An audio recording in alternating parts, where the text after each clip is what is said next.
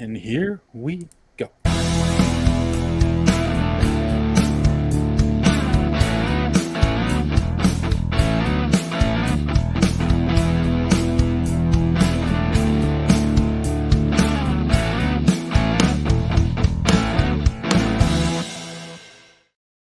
Hey, everybody, and welcome to Superhero Speak. I am your host, Dave. And I'm John. And joining us in the very moment. Hey, are you here now? Uh-oh. Don's here, but he can't hear us. So, but we can still hear him, so that's fine. We can hear him. Don, can you hear us? We know the satellite link up is a little bit slow, but not that slow. All right. Well, while we wait for Don to get acclimated. Okay. We're good. As long as you can hear me. I can hear you, yes. Alrighty, Aphrodite. Alrighty. Woohoo! Nothing like a Superhero Speak show without technical difficulties. Yeah. So how the hell is everyone doing? We missed you last week, John. How are you? How are things in your world? Well, I mean, I went to watch my sister's kids last week, so I was in Connecticut, and there was no way with the schedule and everything that we had planned for me to be able to do the show. So on Friday night, this past Friday night, my sister calls me. This is a good story. My sister calls me up and says, "Oh, I'm going to be in Philly, which is close to me, right?" Mm-hmm. And she said, "Well, I'm going to a show. One of my old friends is a singer there, and I'm going to go meet her after the performance for dinner." Okay. The performance was we had the Mark Morris dance group. It's called The Look of Love, and it was good. It was really good. Some interpretive dance along with a lot of old time music. And the lead singer was Marcy Harriel. Okay. Marcy Harriel apparently has been my sister's friend for decades. I didn't know that. Marcy Harriel was in Death Proof. And a few other things, too. And she's also an amazing freaking singer, apparently. She was also in Men in Black International, I guess in Freezer Burn and maybe some other stuff. But actually, she's made appearances in a lot of things.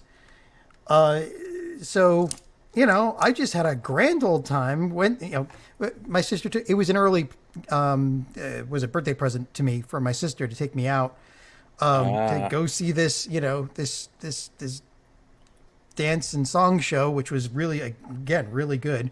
And then to have drinks with this wonderful, amazing woman who's like made an entire career out of just showing up in some movies and then singing on stage. And one really interesting little note about it was that, and I had it up here. Where did it go? I had it up here. So she, there it is. So she went in to see if she'd get into Death Proof. And she auditioned, and Quentin Tarantino was so intrigued by Harriel's Southern Boy characterization that he rewrote the part specifically for her and renamed the character Marcy. Wow. Nice. Cool. So, small So did you get to sometimes. first base or second base? Or She's married. She's happily married. She's a wonderful woman. Oh, also not in front of my sister, thank you. You don't have to oversell it, John. I get you're saying, brother. I was hoping, okay. No. Yeah, that's where I thought the story might have been going, too. I was like, man, his sister is an MVP pimp. But yeah. Well, now I'm wondering who else my sister knows, so I'll be going through her Rolodex soon. Or contacts, I should say, for the kids these days. No, it was a really nice time. So yeah, I just surprised out of nowhere. And I like how sometimes the world can still surprise me. Were you a little starstruck? I mean, Yes and no. Like I've sung on stage, so we Right. had a few things to talk about, and the rest was just she's just people, really good people. So Yeah. And you just reminded me, this is all of our birthday month. oh Oh, really? that's right. Yep, that's right. Me and Dave are Juneteenth brothers. Yes. Oh Right. no. Well, Juneteenth. Oh, No, you're both the 19th. Yep. they're both the Interesting. 19th, a national holiday, a wonderful national holiday that You Yeah. bastards get it off. Damn it. I have to take it off if I want it off. Actually, no, my company doesn't give it off. So yeah, yeah. Very holiday usually there. My company actually takes it off. usually, That's I mean, nice. if you work for Mine should. I'm if you work for pleasantly like the surprised. government or a bank, you probably have it off. You know. Well, Comcast has it off too. So, Yeah. but hey, Although my company does straight give you like 2 float days, or you like whatever you declare your holiday, go for it. I'd have to use a flex day, but Yeah, but I'm using them all around Juneteenth, so I can have that whole week off. nice. Ah. So anyway, yes, sometimes you will just trip into a situation where you meet somebody famous and find out that they're just really nice people, and we found that in a lot of our interviews too. Oh yeah. Yeah. But it's nice to have that kind of like proven without a doubt, and I just spend time with him because she's a really good singer. I mean, amazing. So anyway, that's my story. Okay. Cool. Oh, How about- yeah. One other thing. Sorry. So, if you want to look her up, it's her website is thelookoflove.dance, Okay. and just click on lead vocalist, and that's her. Awesome. How about you, Don? Anything new since last week? Well, I mean, nothing really new other than it's a game week for me. So we had a great Star Wars tabletop RPG session. They made it to the boss fight and killed Prello the Hutt. But that doesn't mean anyone outside the world. It's not like a But hut yeah. can run very fast, but Yeah, exactly. Exactly. But yeah, then we saw there was a story. It's actually kind of a local story for me. And we talked about this on my Omega Level Nerds podcast, where this woman in Cleveland is suing major video game companies for making their games addictive on purpose.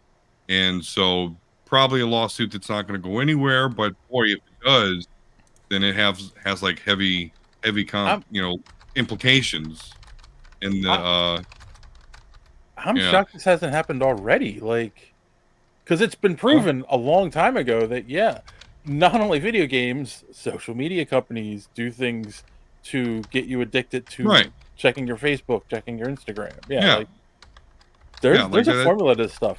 If we could only figure that out for this podcast, we'd be in Right. like Flynn. You know. Exactly. there is a video game. I can't remember what it's called. Somebody will probably find it before me. There is a video game that like actually shows you how they use microtransactions to suck you in and Yep. keep you like draining your bank account. Like it literally Yeah. it literally says you have to do this quest, but you need this, and and you don't have enough gold yet, and you have to wait for your gold, and then it shows Yeah. now they're going to try to ask you to pay for real money for gold, and so. Yeah, Don't look at my gaming history on Oh. my phone. See, I've given up on that. I played a few video games where there was microtransactions, and after, and this was just after my divorce. I needed something to keep my mind off of things. After I realized I'd spent $1,000 on a game, I was like, never again. But there's no you know what? On my phone here, I've got Plants vs Zombies, a cracked version, the pre-EA Yeah, games yeah. version, and I still play that because it's still fun.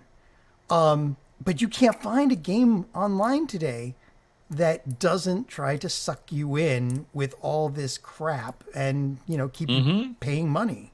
Yeah. It's Yeah. really sad. I could break out my old Atari 2600 in my garage, and I would still have fun playing those games, or my old Sega Genesis. But the games of today they're not fun to play anymore. They're more traps for people who have the gene for with gambling, basically. Atari 2600 featured in the movie Cloak and Dagger. No, that was a 5200. No, they were Yes. talking about the 5200 coming out. Well, No, anyway. yeah, but what he slotted the Those Cloak and card- Dagger yeah, game to like, was a I was 5200. gonna say we're gonna get into Well, that because I looked. So all Dave, that up. Dave, how was your week? So I was trying to railroad the show. Sorry, I kind of did that. Good, interesting. So I don't know. I probably have talked about this on the show before. My girlfriend's got 3 sons, an older one and 2 twins. The twins are both in college. One goes to Millersville University. It's like he's going there for like general carpentry. The other one goes to the Art Institute of Philadelphia. So anyone who's been following the news knows that Friday they announced that they're closing the school. On the 7th.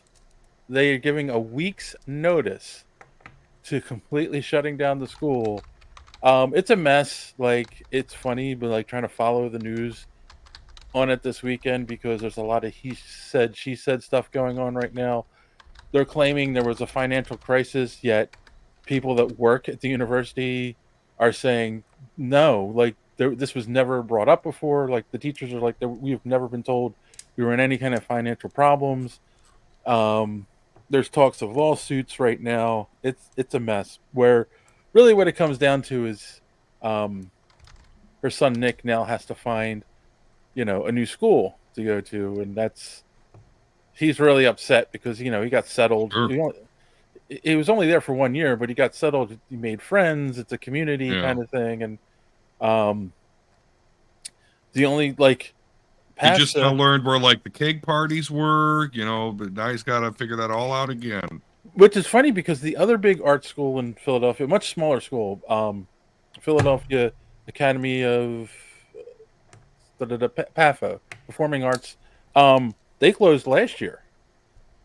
But that wasn't a surprise, and they phased out the school because they knew that they were losing money. But again, UArts. This is the fire I mean, sale. he was talking about how he has friends that were taking summer classes and had just paid for the summer classes, and they were supposed to start this week, and nope.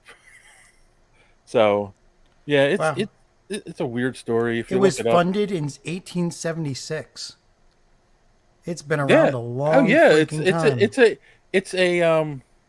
institution now. It's an institution in the state. It's a well-known school. They only bring in the best artists to the school as well, and he had gotten a full scholarship from the school because they thought he was that good. And something's hinky there then. Oh, the whole thing is hinky. There's because also the only reason that's the other weird thing.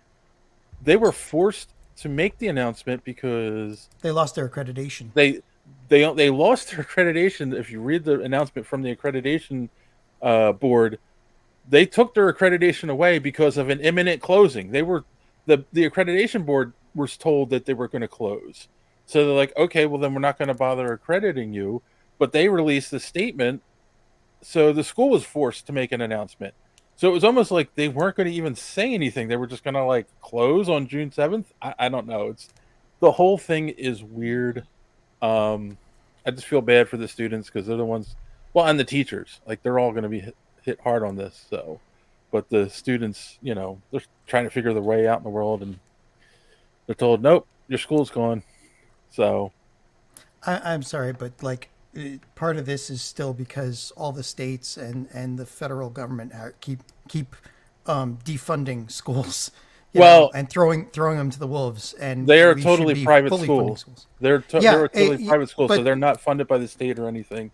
So then something's hinky because they exactly. No, that's that. Everyone's saying that there's something really hinky going on. They do get donations from the Endowment of the Arts and everything, and they just and the Annenberg Foundation too, I think. Right, and they just got a big one at the beginning of this year, so everyone's like, "Wait a minute, what happened to that money?" Yeah, there's something hinky here. I'm sure in the next couple of weeks there'll be a lot of news coming out about this, but dealing with with the fall of civilization, though, isn't it like the arts and education to go first. and then Well, somewhere there's a Sidious, now the power of the dark side, destroy your hearts. The loss of the arts and education isn't a symptom. It is the beginning of it. It's like the cause of the disease. Without the arts and education, everything else goes downhill. 1984 was supposed to be a warning, not an instruction manual. Anyway, exactly. Yeah. But other than that, and dealing with an emotional, seeing my girlfriend deal with him, and I talked to him a little bit last night too, dealing with an emotional 19-year-old. It was a good weekend. Can't complain. Watched an old movie I haven't seen in years. We're going to talk about, and yeah, nothing else much going on. Though I do have a question. What does a nearsighted gynecologist and a puppy have in common? Wet noses. But there you go. There is your. It wasn't that bad, John. It's safe? Okay, good. It wasn't. You say from Dave, but I come out with that shit. Yeah. He doesn't warn you either. He just does it. Lesai. Lesai. Are you a skunk now? Is that no. Pepe Le Pew? Oh, he got canceled. Oh, that's right. We're not allowed to talk about Pepe anymore.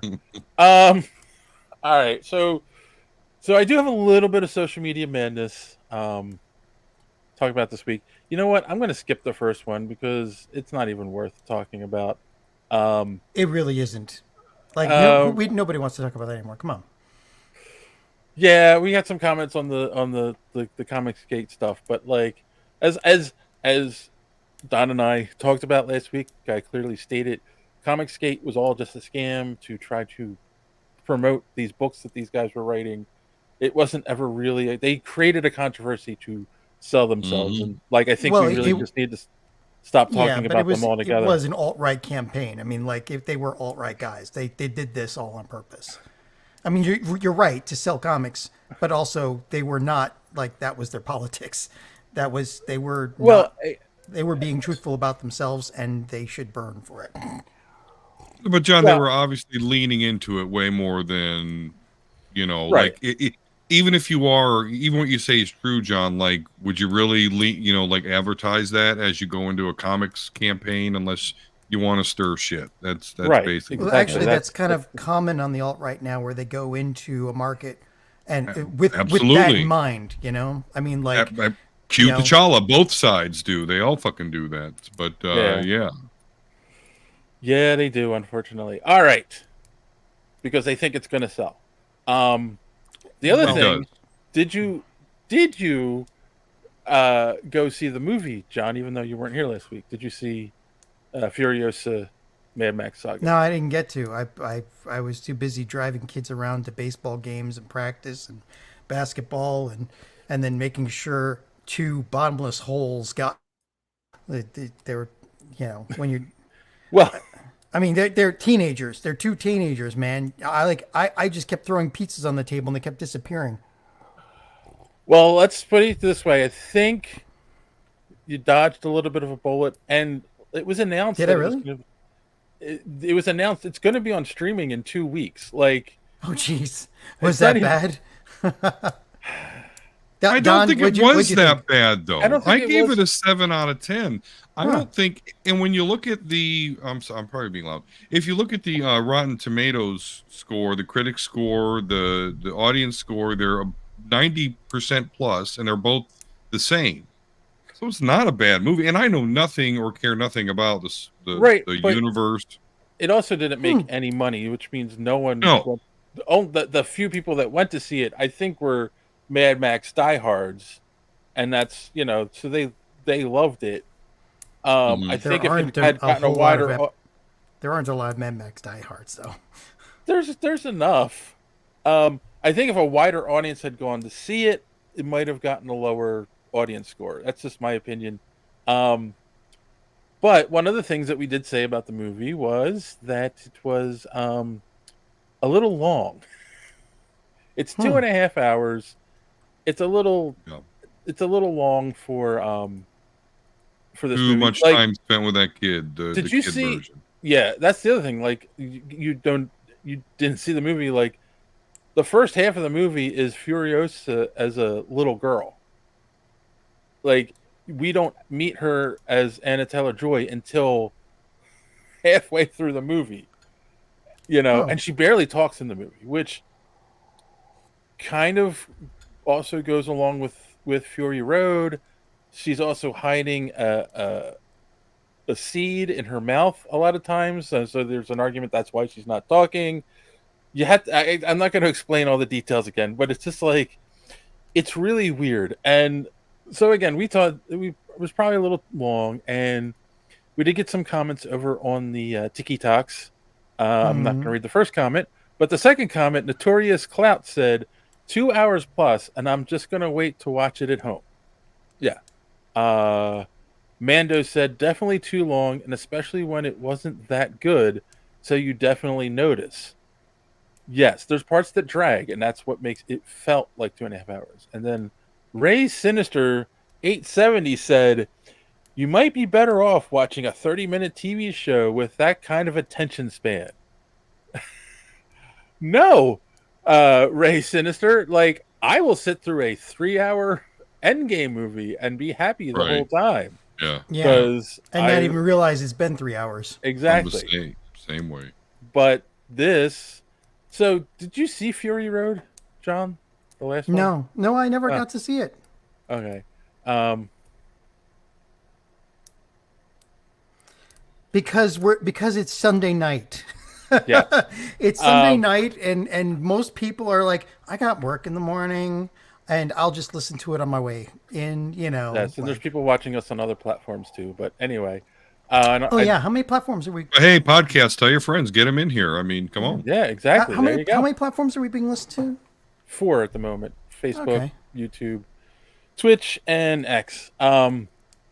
So, yeah. So like, there's just it. There are parts of this movie that drag, and like, there's the big set piece in Fury Road with the guy with the guitar, the big chase scene, and it's this big exciting scene, and everyone loved it, and it was mostly practical, and it was one of the best chase scenes ever put to film. And like, you expect them to up that ante in this movie, and they didn't. Like, there's a couple set pieces, a couple chase scenes, but nothing like the one from Fury Road. And it was like, yeah. What's the point of it then? Well, Maybe I I'll think catch this it when I'm folding laundry. Well, with it going to be in streaming in a week or what, you're certainly not the only person to think that, I'm sure. But I think this really teaches us what the new era of movies is about. And honestly, if I was a person that was in charge of financing a movie, I would say 100 million is your absolute top spending on this thing, because I think you should probably try and go for like 50 million, do like a Deadpool or a Godzilla -1, and then you'll actually be able to make money in the box office. Otherwise, you're not going to make what you used to, and you're going to have to count on merchandising and later on syndication or selling the rights or something like that. If you're going to spend $150 million on a movie, then you better be counting on that, because you're not going to make it in the box office unless you're a Star Wars or perhaps a good Marvel project, X-Men. But if they want to revive the Mad Max, so they'll just put Mel Gibson in, and I bet you right there, everybody, a firestorm ignites, and we're back in the Mad Max world. But yeah, you can't spend $150-200 million on making a movie anymore, and expect to make your money in the box office. I just don't I think we're done. I saw an article, or I saw a couple things about the movie this week that were interesting. Is that one talking about how, what's his face, Tom Hardy is actually playing a different character named Max. He's not actually the Mad Max that we know. The Mad Max, right? Because there's a kid in the earlier movies, and they're saying that kid grew up and called himself Max, because he doesn't talk much in the movies, and Max does not talk much in Fury Road. So they're saying that's that character, and that actually leaves the door open if they ever wanted to bring Mel Gibson back as like an old man Mad Max. Yeah. Would they still want to bring? I mean, Mel Gibson has done some things. I don't know. You know, there's a whole thing, but I'm not going to. But there's a whole thing with Mel Gibson and the group that he was, canceled for going against. And never mind. I'm just, I understand what you're saying, John. But yeah, you know what? What are you doing? We don't do that here. so I pumped the brakes. I'll just leave it there. Yeah, let's not open that can of worms. Not that type of show. Yes. But on a better note, do you guys remember back a couple of years ago? It could have been like 5-10 years ago at this point. Like a kid that there was a video of a kid that was getting bullied because he was a dwarf. Well, he's in. Remember the Dave, the little dwarf guy in the food tanker? Oh yeah, that's him. Yes, that's him. Yes. Yeah, I thought that was interesting. I just found that out. Like I was like, oh, that's cool. Yes. He was getting bullied. Now he's in a movie. Yeah. George Miller, heard the story and was moved by it. He brought him in to do the movie. Yes. Yeah. The other thing we kind of talked about related to the movie was Anya Taylor-Joy, right? Like, one of the reasons they brought her in is at the moment she kind of seemed to be one of the it girls in Hollywood, right? That she's going to be a draw for movies, and yet this movie didn't do well. Well, you got to give her a good script. Did you see her in Queen's Gambit? She was amazing. Look, I'm not saying she's a bad actress. It has nothing to do with her talent. It has to do with her agent. No, it has to do with her agent. I mean, what was that X-Men movie again? The New Mutants? Oh my God, really? I am going to say this in all seriousness. Good movie. Too, is that I don't feel this movie was right. I don't feel this movie was as marketed as the last Mad Max movie, which I thought was weird. And the fact that as soon as it came out, they said it's going to be on streaming right away made me kind of feel like they didn't have confidence in this movie from the beginning to do well, which is what I said in the beginning, or when I said last week. But it's funny, Bob over on TikTok again, Bob Newby said to that, the Menu made 75 million and Last Night in Soho made 22 million. Who thinks she's a draw? Well, first off, the Menu made almost 80 million based on a $30 million budget. So that was one of the points I wanted to bring up, is that's what happens in Hollywood a lot. Actors get into small budget movies that make great return that aren't expected to make a great return. So then they're like, oh, this person's going to be a draw. Let's put them in our big budget movie. Mm-hmm. And sometimes it works and sometimes it doesn't. And I mean, it's a shame because she is a really good actress, but I also don't think she's the right actress for this movie. And even so, you can give a really good actress a bad movie, and it's not going to make a lot of money, no matter who the hell they are. True, very true. But sorry, yeah, Don, what else are you gonna say? I just, I thought she was great in the New Mutants as Magic, but I think it's because she looks a lot like the actual character and is a good actor. So I thought it was done really well. But yeah, am I going to seek her out in a movie where she's not Magic? No. I'm not. I think you're right, Dave. They're latching on to the wrong metric here. Yeah, she was in great movies. She did a great job. But at least from my perspective, oh my God, I want to see Anya Taylor-Joy. Well, I don't want to be that harsh, but she's been in a lot of good movies. She it's just, I think her agent is not getting her the right parts.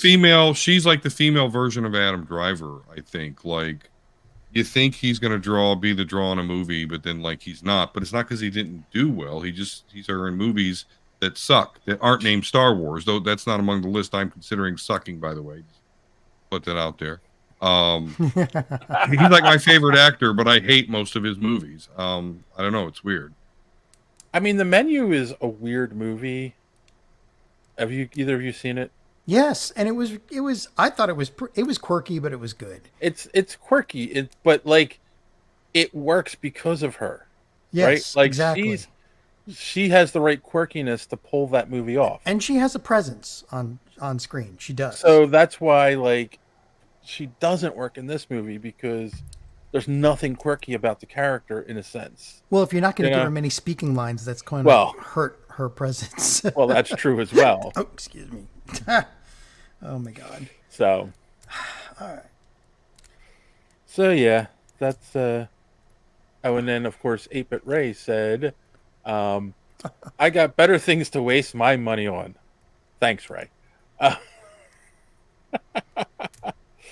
So yeah, that is the social media madness for the week, guys. I kept it short. I haven't been doing much on social media this week. I'm going to get back into it this upcoming week. So, but if you want to follow us on social media, be a part of social media madness for next week, and learn about some other great podcasts, you can also follow. Here's our good friend Don to tell you more. Enjoying the show? Do you want to be part of Social Media Madness? Well, head on over to superheroespeak.com where you'll find links to all of our social media. You'll also find comic reviews by Chris, some old comic reviews by yours truly, the show itself, lots of good stuff that we're posting on there all the time. So make sure and check that out. And speaking of checking things out, of course, Superhero Speak is part of the Geek World All-Stars podcast network. Great shows like the Pop Prison Power podcast, Colt 45, Fans on Patrol, That's So Wizard, the Gorilla Brain podcast, and of course, Superhero Speak. Hashtag GW All-Stars, and you will not be disappointed. So make sure that you're going on the X app or whatever social media that you are enjoying. Watch for our post and make sure and interact with it. Have lots and lots of fun. All right. Well, I think I've wasted enough time. I think John has cleaned the whiskey off of his My Little Pony mouse pad. So let's head back to the show. All right. You know what? I'm just thrown off a little bit tonight because jerks come on and make a comment and then leave. And also, like, where our usual crew is in here. Kassan's not here. Thrawn Kill's not here. Where are you guys? Maybe JD's watching. Hey, it could have been worse. We could have got another one of those AI bots. But oh God, that was terrible. That was one of the reasons I haven't tried to fix the issue with Instagram, because that's when we were streaming at Instagram and they spammed us. Like, ugh. So, all right, if you're watching right now and you're not subscribed yet, please click that subscribe button. Click the bell for notifications so you don't miss us when we go live on Sunday nights. You don't miss any of our other great content we put out during the week. Plus, smash that like button. It really does help with the algorithm. Gets our name out there, and we'd really do appreciate it. And please, leave a comment. Leave a good comment. Leave a snarky comment. I don't care. Just leave a comment. Again, it helps with the algorithm. So, you're the podcast cop or whatever the hell you call yourself. You help with the algorithm. Thanks. All right. On that podcast cop. podcast informant, and yes, he should inform us more. On that note, we are going to take a quick commercial break and be right back with a little bit of news. Some podcasts are like this. What's the animal in this world that you fear the least? Fish. Animal. Fish. Don't start. Don't. You're starting, and I'm not. A fish is an animal. No, it's not. I'm talking about an animal, like a real animal. Like Fish. Fish. no, Fish you're is being animal. hard-headed. I'm talking about that's like saying like an ant. That's not an animal. That's a sea creature. What? It's a sea creature. A fish is an animal. You can't go to the zoo and see a fish.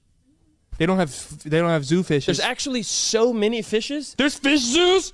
You can go to a fish zoo. No, Oh. there's so many fish that they have their own f***ing attraction called an aquarium. No, they don't. No, that's different. That's like sharks and shit. Those are animals. Fish! No, Fish! No, that's why they have different names. Sharks and fish. Why are you being political? I'm talking about an animal like a monkey, zebra, tiger, bear. Okay. And some podcasts are like this. What's your take? Since the fucking pandemic, everyone and their mother went on Amazon, got a microphone, got the whole kit set up, little filter, and now it's like they're important and we want to hear what they have to say about food, sports, culture. Who gives a You don't like podcasts? No, I think it's people fucking jerking themselves off on the air to pretend they're doing something with their life. If you already have a podcast, you can keep doing it, but it should be illegal to start a new podcast. Get if you like doing like social justice or covering like current events, but just to talk about stupid sports, food, this and that is garbage, bro. Wait, do you have a podcast? Fuck out of here, bro. You're on a podcast right now. I'm happy to participate in this one and let you know how I feel about all these jamooks out here running around thinking there's somebody important, like we want to listen to what they have to say. What's a jamook? Jamook, lame-brained. You know a jamook? A person of mental or physical incompetence due to their own lack of grace or social aptitude. I like this definition. Jamook. Idiot, loser, lame-brained, a jamook. Yeah. But only one podcast is where you can get in-depth analysis like this. They're breaking down the U.S. Phillips and the top brass are talking about what the fuck happened. And Phillips is like, look, bro, I wanted an army of you assholes, not just you. Go fuck out of here. I don't care. But the Senator Brandt, I was like, hold on, fam. I see opportunity. Hey, we got a guy here. It's a super soldier. I see a big, greasy, sweaty, swole, sexy man right here. We're going to slap you on some labels, bitch. About to walk this track for America. Yeah. Shake your ass on the curb for America. Bounce that ass for the U.S. of A. Bounce that ass for the U.S. I want dancing girls. Dancing girls. And America's ass. You are now listening to Cult 45. This is Beat 'em Down. And I'm Random Randy Savage. Find us on all your podcatching apps like Podbean or Spotify. And follow us on Twitter, Instagram, and Facebook. Or just go to www.cult45podcast.com. Also, check out our YouTube for that sweet, sweet video content. Cult 45, the only podcast that puts hair on your chest. Yes, saying shark and fish are the same thing as getting political. All right. Hey, I'm terrified of fish too. Have you seen an anglerfish? Oh, God, they get up to 4 feet long. Oh my God. No, the question was what animal are you least afraid of? Oh. Yeah, exactly. Have you seen an anglerfish? Or one of those like 12-foot long catfish up in the Amazon? God, yeah, there's plenty of fish to be freaking afraid of. You ever have fried catfish? It's good. All right. A little bit of news we got this week. Starting off with probably the most fun and disturbing article. They revealed the special popcorn bucket for the Deadpool Wolverine movie. What is with all the weird popcorn buckets? Like the ones for I have one of the ones for Ghostbusters. Not Afterlife. But I thought yours looks like a trap, though. Right? It looks it is. It looks like a ghost trap. But ever since the Dune 2 one came out, oh my God, with the one that looks like you can fuck it. Now it's a running joke. Well, exactly. yeah, but it it's looks one like that anus. Let's be honest. That's where this came from. So it was like, all right, let's make it Wolverine's face with his mouth wide open. Someone thinks a lot of. So now it's the joke. Oh, looks like he can give you fellatio. I mean, yeah. I like interesting shaped popcorn buckets, but I want to be calm. Look at where we're at now, John. Look at where we're at now with it. I mean, but still, it's just I don't want to be uncomfortable when I go to grab popcorn. I mean, why? Just why? Because they thought it was funny. Yeah, that's exactly why. Basically, yeah. And it'll probably be the highest selling popcorn bucket. Oh, I have no doubt. In a long time. I might have to get one and put it back there. I don't know. Because the funny thing is, it used to just be like you'd go to a movie and they'd have a special large bucket that had the logo of the movie on it or the poster or whatever. I remember Kong was one of the Kong movies was one of the first times I saw one, and they called it the Kong size or something, even though it was just the large, and it's like, okay, I that's thought- cute, yeah. but then it was like the Doctor, no, not Doctor Strange, No Way Home. It looked like that cube thing that Peter had, the trap he had to use. Yeah, so and then there was a weird one from Multiverse of Madness. I remember I have the Thor one from Love and Thunder, which it was a soda popcorn bucket combo, and it came with a little hammer, Thor hammer. So it was like, or not hammer. What's the axe? There, Not there's- Mjolnir. Stormbreaker. Yeah, Mjolnir. Yeah. Stormbreaker. Yeah. It came with a little Stormbreaker. There's only so many of those you can own until you run out of room in your house. I mean, you know, But at empty least buckets at least can with be the regular stacked. buckets you can stack them. Yes, empty buckets could be stacked. That's what I'm saying. When they're bucket shaped, at least. Now you're gonna have to, you know, the one with Wolverine eyes, you're only gonna be able to put a small bucket into that. I'm waiting for the news article that comes out that someone gets arrested for doing something inappropriate with it in the movie no, theater. Don't go there. Don't go there, ma'am. That's No. not butter on your popcorn. No. 1,000% no. Thank you very much. Moving on. It might be me in the news, but we'll find out. I love Wolverine. All right, moving along. Sticking with the theme of Marvel heroes. Chris Hemsworth is currently in talks to star in the G.I. Joe Transformers crossover film. This should be interesting. I have a question, and I'm being 100% serious. As somebody who grew up in the 80s and grew up with Transformers and G.I. Joe, and we all played with them together because that's what you did when you had the toys. And I had Transformers, not G.I. Joe. I had the Transformers G.I. Joe crossover miniseries that Marvel put out. But is there an audience that's like really wants this movie? Like, I don't know, because I don't think the G.I. Joe movies did that well. They weren't that well received. Yeah, and the last I couple don't think- Transformers movies were like, eh. Well, there's also the idea of, okay, in real, I mean, not in real life, but you know what I mean. If you put the Transformers against G.I. Joe, that battle's going to last about 3 seconds. And then there's going to be just a red mist where the G.I. Joe guys used to be. I mean, come on.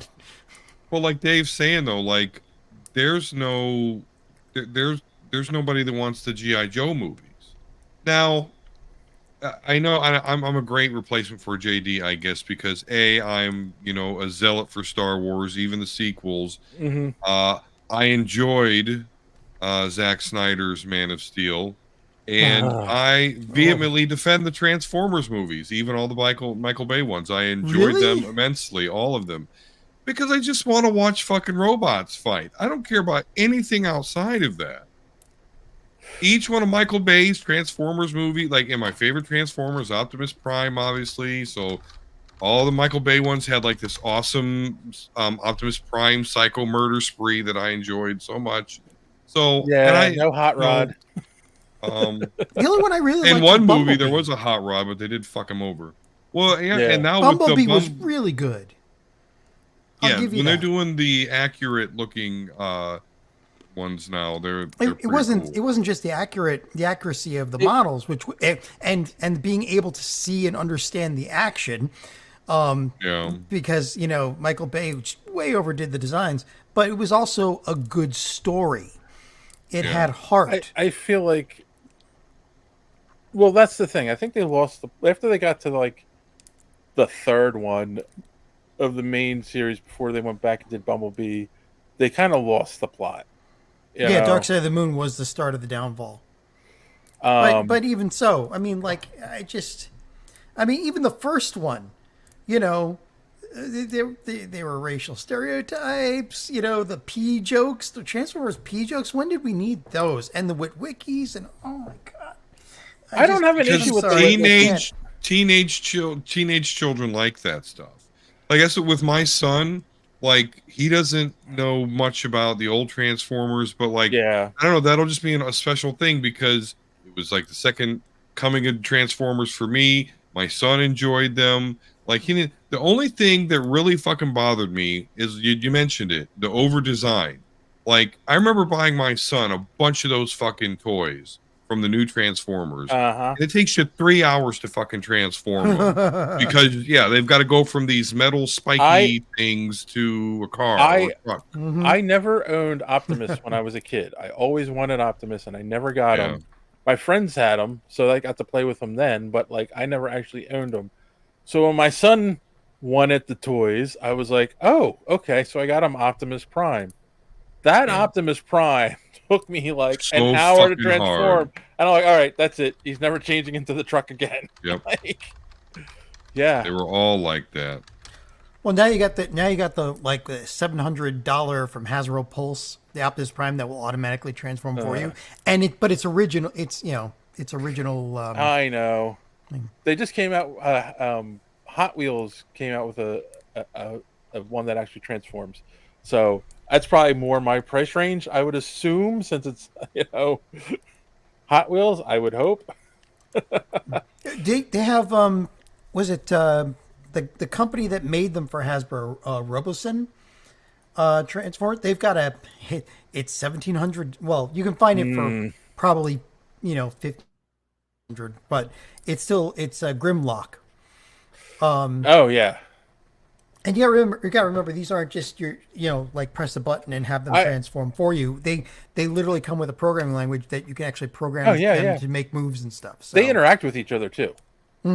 I watch these videos online where someone's got the Optimus and the Megatron, and the Megatron. Oh, they'll go back and forth. It's the hilarious. Megatron drives me nuts because he's a tank. He's not a gun, and I get it's more interactive if he's a tank, but he was always a gun. Kind of hard to make him transform from a gun to on a table into a standing.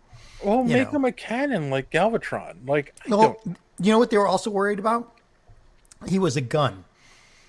Kids are going to be playing with these because they'll have their rich fathers and mothers to buy them for them, and kid, running around with a gun or something shaped like a gun. We already know. Like the danger of that. These days, I've got a lot to say about that when we get to the movie. I was just about to say, yep, okay. Different time. Yeah. From the right. But like I saw this online where they interact the scene from Transformers the movie. One shall stand, one shall fall. When Megatron kills Optimus, and it's like. Oh my God! If I had the money, I would own both of them. But don't have the money. Expensive as hell. Oh yeah. So, we are on our way to Small Soldiers. Thank God. Speaking of soldiers, you don't remember the movie Small Soldiers? Yes, I remember the movie Small Soldiers. Back to the original article. Yeah, like I'm not excited for this, and it's like the fact that they're calling in Chris Hemsworth means they're going to recast. Again, or they're gonna pick all different Joes again. Like, like the first. Of course they are. The Rise of Cobra wasn't bad, but when they started the second movie and they killed all of the heroes from the first one except for Snake Eyes, it was like, what are you doing? Why are you killing Duke? Like, yeah, just make a Snake Eyes movie because that's what you want to do. Well, they had to get rid of him because a lot of people wanted out of their contracts already at that point, or something like that. They were. If I remember correctly, they didn't want to pay these people. They didn't, or they were trying to cut the budget. Yeah, the but budget. It's just like, and some of these people didn't want to be in the movie anymore. So they were in just long enough to die. So they made The Rock as Roadblock the main character. When has Roadblock ever been the main character in a G.I. Joe comic book or cartoon? Never. Like. Yeah, the cook guy would have been better, or the sailor guy, whatever his name is. Yeah, I don't know. They haven't done G.I. Joe right, so the fact that they're now going to try to jump in and do a crossover movie. Because what is G.I. Joe? Like I'm not going to say I didn't like G.I. Joe, but it was definitely like C tier for me back in the day when compared to like Voltron, Transformers, He-Man. It was I might have to remove you, Todd. It was the last gasp of the was it the Cowboys versus Indians, right? It was like a more updated version of that, but we were all growing out of that kind of mentality by literally the 70s and G.I. Joe is one of the definitely the 80s, where we now had He-Man and and then Transformers and all these other really much cooler things than Cowboys versus Indians. But here's the thing. No, it was a play, like the original G.I. Joe obviously is a play off of Barbie, right? It's Barbie's for boys because they sold the clothes original, yes. Yeah, right. And then that died because they hated war, Vietnam. Right, they hated war, Vietnam. Yeah. People stopped doing that, and then in the 80s they decided, late 70s, early 80s, let's bring G.I. Joe back. Kenner had success with rev up Americana. Come on. Yeah, but you had Mighty Warbots Kenner had success with the 3/4 Thundercats and the Star Wars figures.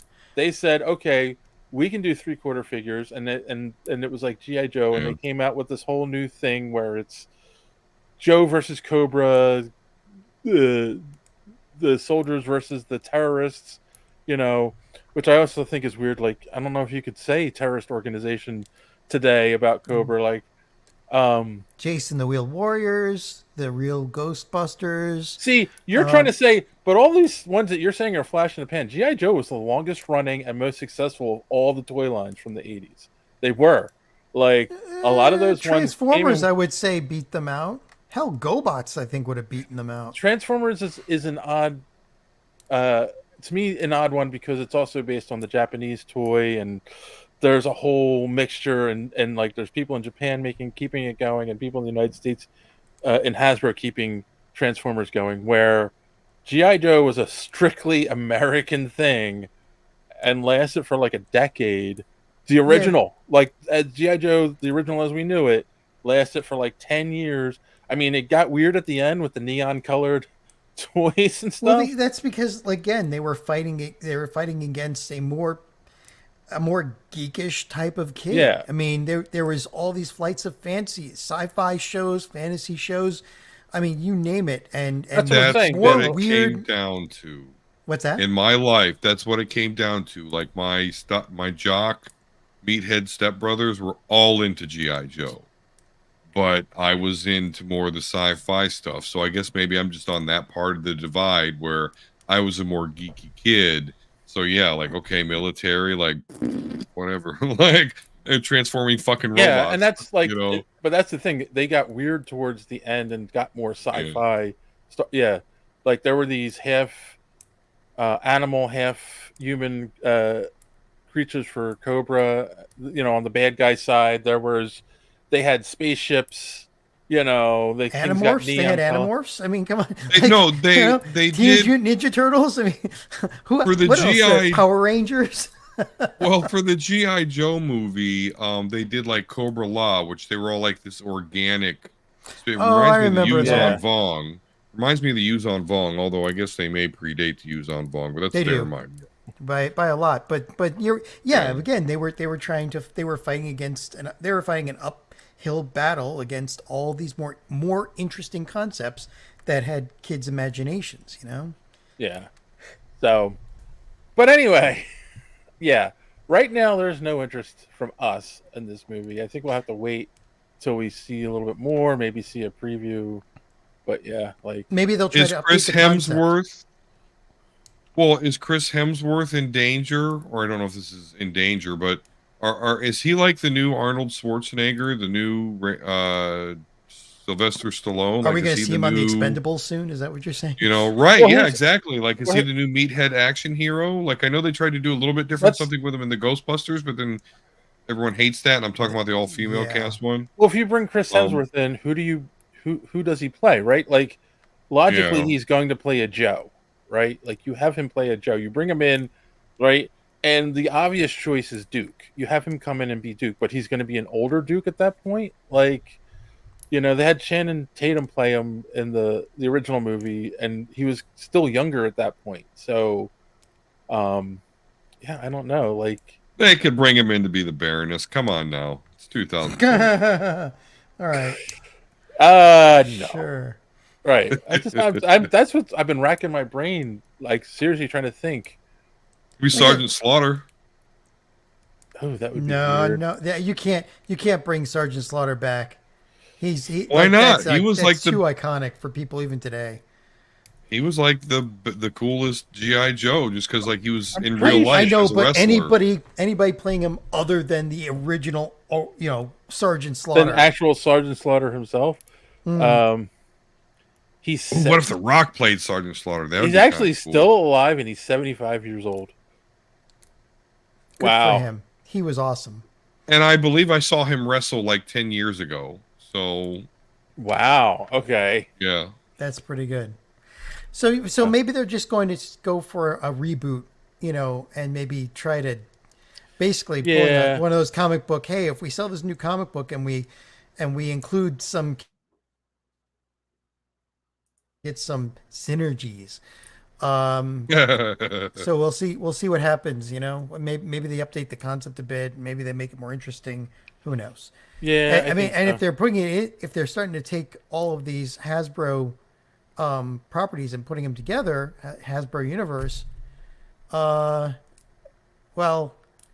that could get weird with like chutes and ladders and stuff. But otherwise, it might be interesting. Some interesting stuff there. Yeah. All right. Might get them. Hey, you might see Rainbow Dash come out. Who knows, right? Well, maybe. Speaking of things that might not be coming out, Blade is Blade in trouble? So the latest there are a news lot of Marvel movies in trouble.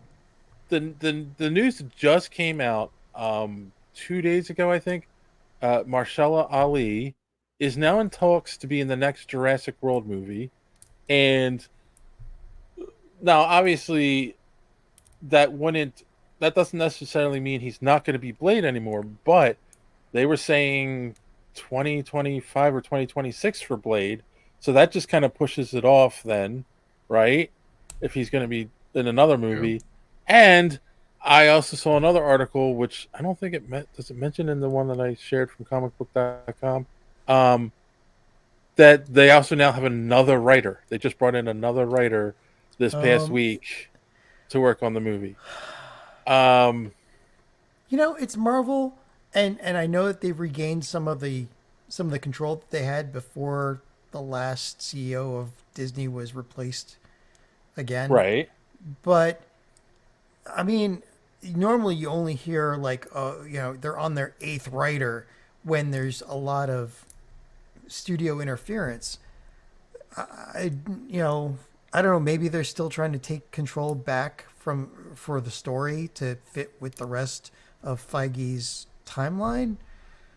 But it's really bad that they've been through this many, writers. Well, it is also weird too, because like they're not even like they haven't even shot one thing yet, right? Like they're still trying to write this thing, and it shouldn't be that difficult to work in ideas.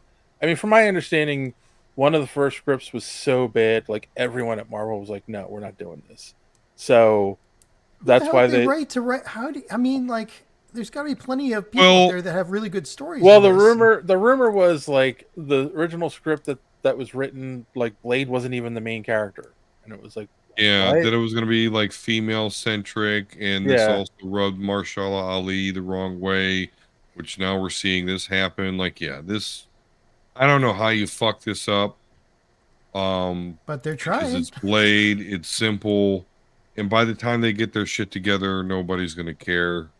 Because at this point, X-Men is still out there, and it's like, how are you going to top that? Mm-hmm. Yeah, you're not going to. No, not at all. And that's the thing. I think, and that's part of the problem too, that they know people want X-Men. They know people want Spider-Man. Great story with Blade in the X-Men, though. Actually, well, I have lots of great stories with Blade. Curse of the Mutants. Yeah, you actually put Dracula in that one. That's really cool. And people want the Fantastic Four, right? Like, can we be honest, people? Like, there's a lot of people out there on the internet that are like, Blade is such a great and important character to the MCU. Blade was not an important character to Marvel. Blade is a character that appeared in a really good early superhero movie. So we Right. like him. Right. He didn't become an important character until the Blade movies came out. He was the vampire hunter. He was in a Dracula book. That's where he was Yeah. introduced as a vampire hunter going after Dracula. And he's been in a couple Spider-Man books because he was hunting Morbius, who is Spider-Man's friend and all that whole thing. Mm-hmm. So it's like, yeah, like I get it, but like all these people are like, oh, he's such an important character, like they can't screw it up. Yeah, they can, because Anybody can screw anything up. they Trust screwed us. up. Right. And it was not only was it an important movie in Marvel movie history, I think, the Blade movie. The very also- first DVD I ever owned, by the way, was Blade. It's also, it was like you got Wesley Snipes to star in the movie, who was like a huge action star. At the time. Exactly. So we get the glow up from the actor, like Iron Man got. We've Yep. already right. Exactly. Right. But like to say Blade is an important character in MCU history, it's like no. T'Challa is an important character in MCU history. Peter Parker's an important character in MCU history. Blade, like, he was a C level at best until his movie came out. So, He had a cool movie, Yeah, and trench coats and swords and vampires couldn't go wrong in the '90s. There's some really good Marvel Knights stories with Blade, but that's a couple. They of might stories do combined. They might be able to squeeze him into a Midnight Suns movie or something. Like that, but was, at this point, that was something we talked about a few months ago. That was a rumor at the time. Was the latest script they had come up with was it was going to be an introduction of the Midnight Suns, but that will work. Yeah, if done well. If they get it. So, and then speaking of movies that might be in trouble, keep getting reshoots. How do you say his name? Giancarlo Esposito. Giancarlo. Yeah. Giancarlo Esposito. Mm-hmm. Just got cast. Just joined the Brave New World cast, which you're supposed to go, well, wait a minute, weren't they done filming Brave New World? It's supposed to come out next year. Yeah. They're doing reshoots to bring his character in. And it's a new character. It's not even like... Is it a new character? There are a lot of rumors about who he's playing. A lot of them are related to the X-Men, and there's a rumor that the current theory, and I kind of like this, is that he's going to be Trask. See, I heard, and that would be cool. I would be down for that for sure. But I heard a rumor that he may be Norman Osborn, and I would be really excited for that, because then we're talking about a proper Dark Avenger. It can't be Norman Osborn. Why? He's got to be in a Spider-Man movie because Sony still owns the rights to him. And he's not one of those characters where, like, Marvel shared the Scarlet Witch with Fox. Nope, he's not, unfortunately. This is getting worse. He's under the Spider-Man umbrella. So the current theory is that, damn it, Sony, this is going to be peppering in the Sentinel program. That he's going to be talking with the president, and this is all something's going to happen in this movie that spins out about mutants, and the Sentinel program will be born, and he's Trask. So I like it. I do like it. I don't like it as much as him being Norman Osborn, but I do like it. Yeah, and that he's got the gravitas Sony Spider-Man. Oh yeah, he most can certainly play does. evil really well. This whole Sony Spider-Man thing is really starting to chat my ass. It really is. There's so much cool shit that they can do with Norman Osborn, and apparently they fucking can't. Well, either Disney has to buy Sony, or at least pay them out of the rights. Disney, you are the Empire. Get out your fucking Death Star. Charge up the goddamn planet-destroying ray and take back what's yours. Yeah, I don't know if they can do it because of Sony being a entity that's technically owned by another country. And also but the FTC and maybe not buy Sony, but like hire better lawyers. Get a deal to buy the rights back. Like I'm sure it's some ridiculous thing now, especially after they teamed up and Spidey has made so much money for Sony at this point. after they started working with Marvel. But at the same time, like, he can also make so much more money for Disney and Marvel, so just buy him back already. But yeah, and they can point to Madam Web and all this other shit that just doesn't, it's like, come on, we can take this money. well, there was talk at one point that they were going to sue Sony over those movies because it's hurting the image of Marvel, because people associate those movies with Marvel right away, and they're so bad. Like, and it's funny because I saw a podcast where there was a lawyer, like, there really is grounds for this. Like, they really have a case to sue them over this. Like, it would be ridiculous, but part of you doesn't blame them. Right. Oh my God. What were they thinking? So Morbius. Morbius isn't as bad as Madam Web. Yeah, no. Well, Madam Web is on like Netflix now, if you want to watch it. No, Madam Web was worse than Morbius. I hate to say it. Yeah. It was Godzilla -1. I have to watch that. I have not seen it. Yeah, I gotta watch. You're gonna have to wait. There, because of the rights with Legendary, they probably won't release Godzilla -1 in the Americas, either streaming or on Blu-ray, until next year. Really? I swear I just read something. I do a check every week because I want 4K Blu-ray on that movie. That movie is amazing and everybody should see it.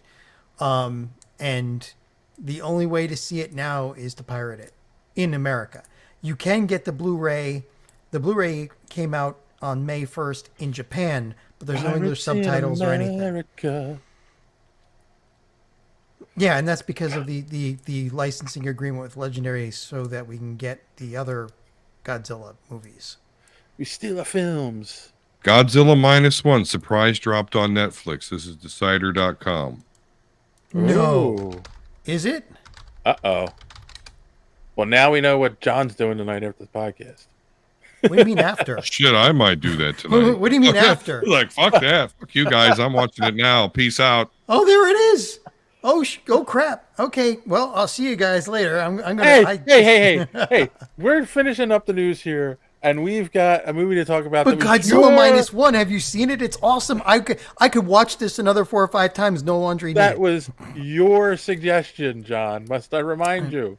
Oh, can I have another? I'll give you another suggestion. I don't think we've mentioned this. Adventures of Superman and Lois, or I forget what the hell it's called, on Max. Yeah, it's the season 2's out.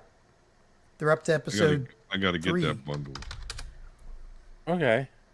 So people should see that too. I'll make that suggestion again at the end of the podcast, but definitely, yeah. My Adventures with Superman, season 2, episode 3 is out now. Oh, wow! It just came out. Yeah, well, they're releasing a new episode every week, so they're up to episode 3 now. And it's good. It's really good. It feels like we talked about that forever ago. The season 1. I know, but their season 2's out, and it's good. All right. Well, back to the Brave New Worlds. I'm losing confidence in this movie, unfortunately, because this is the 3rd time I've heard about major reshoots. And now they're bringing in characters in a reshoot. It sounds like they don't know what they want this movie to do. Yeah, I've heard stories that Anthony Mackie has like lost it on set because he keeps saying like, "What is this movie?" Like they keep changing the script and changing the story. He's like, "I don't know what's going on anymore," and he's like really upset with it. So. Like at this point, they better fucking use this movie to reintroduce Steve Rogers, Captain America. At this point, like, fuck. Yeah, like I said, they're still trying to clean up after Bob Iger had to take back over again because the last guy screwed up so much. Okay, well, Bo DeMeo just brought in the ultimate street sweeper for you, so hire him back, get him on the X-Men movie. Let's go. Yeah, this is all Bob Chapek's issues. Yeah, it's all his doing. All right. He screwed everything up so hard that they're still trying to figure out how to write the shit. I'm curious, those who were watching after the fact, maybe tomorrow or whatever, What do you think? Are you excited for? Are you excited? We'll go back real quick for GI Joe versus Transformers. Like, I know when we were kids that was a big thing, but I don't know how excited I am for it now. Or are you excited for the new Captain America movie? Like, I've lost confidence because of all the reshoots. But what do you think? Let us know in those comments down below, because yeah, all the comments help. All right. Well, on that note, let's take a quick commercial break, and we'll be right back with our main topic. His game is make-believe. Their game is murder, spying, and sabotage. This is starting to get good. What? Just like Cloak and Dagger. Now any move could be his last. Trying to kill us. Come on, this is Cloak and Dagger. For real, it's what you always wanted. Cloak and Dagger. Now playing at a theater near you. Consult your local listing. All right. This was my suggestion, everybody. So you can blame this one on me, but I have really, this is like part of my childhood. I was going to say, let's back up a little bit. First off, we lost the great Dabney Coleman this about 2 weeks ago. About 2 weeks ago, last month in May. He passed away. He's been in a lot of great movies that we've watched throughout the years. He was a big part of the 80s and the 90s. And it's also the 40th anniversary of this movie. It came out in 1984. So, like, I figured, let's talk about it. I find it fascinating because I know I didn't see it in the theaters, but being a kid of the 80s, this is a movie that my parents rented to, like, put us in front of the TV one night when they went and did something, you know. So I'm sure, and I saw this in like 1985 on VHS, rented from Treasure Chest Video, was my local video store when I was a kid.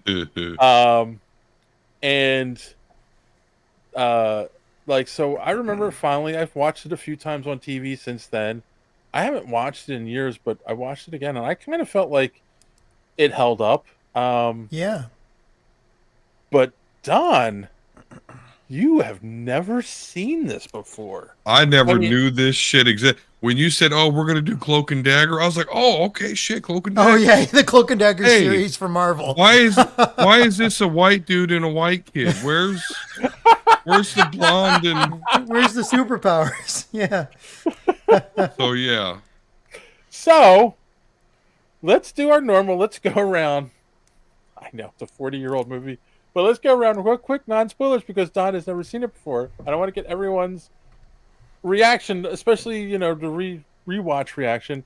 And Don, since it's your first time, I want you to go first. Non-spoilers, what did you think of Cloak and Dagger?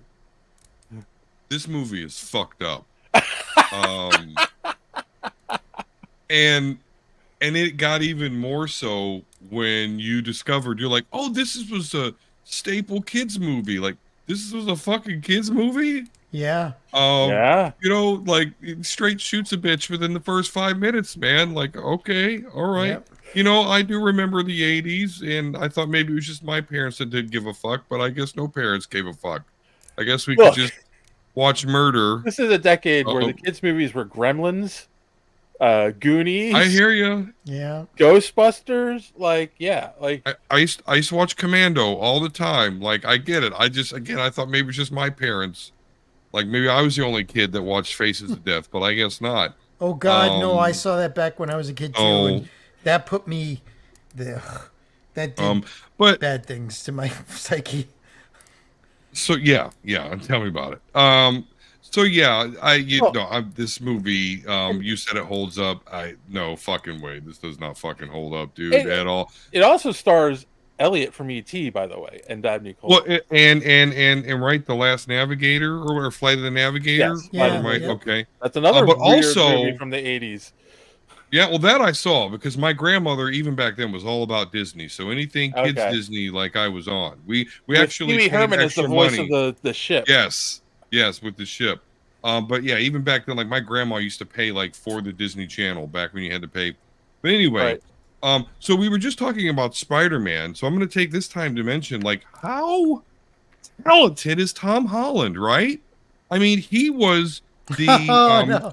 the screen story and screenplay was by Tom Holland. What was he, -5 years old? And yet he was able to produce this banger? Different Tom Holland. And it was more than -5, because what is Tom Holland in real life now? I have no clue. That was a guess on my end. He wrote Child's Play and Psycho 2 and Fright Night.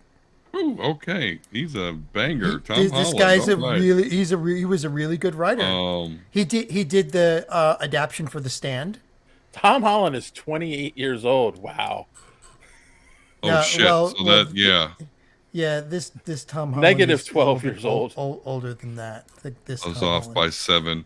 But you know, this is a coming of age story, a father and son, if you will, little story there.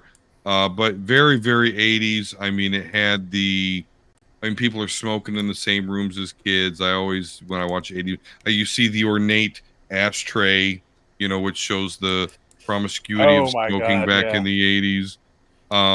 But yeah, and with there being no cell phones and stuff, I guess to me, with cell phones, that's kind of a line anymore. Like you watch a movie like this and you're like, 9/10 of this could be solved with a cell phone. Right. That's which they had in car back then.